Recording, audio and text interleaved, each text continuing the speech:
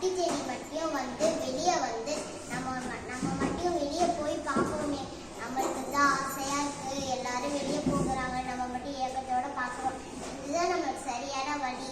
இந்த வாட்டி நம்ம போயே பார்க்கணும் அப்படின்னு நினச்சிட்டு ராணி தேனியெல்லாம் போயிட்டதுக்கப்புறம் அது போய் பார்க்குமா.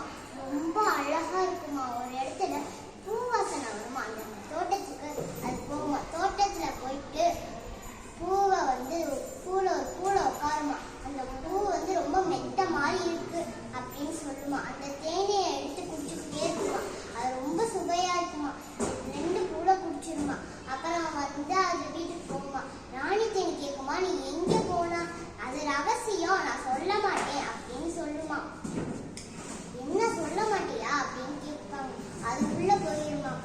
அப்புறம் எல்லாரும் எங்கேயுமே போகாம உள்ளே இருந்தாங்களாம். அப்ப அது கேட்டுச்சான், ஏன் நீங்க எல்லாரும் வெளியே போகல அப்படின்னு கேட்டுச்சான். எங்கேயுமே பூ கிடைக்கல அது அப்படின்னு சொன்னிச்சான். அப்புறம் வந்து அந்த சின்ன தேனி கூட்டிட்டு போனிச்சான். வாங்க, நான் கூட்டிட்டு போறேன், உங்களை வந்து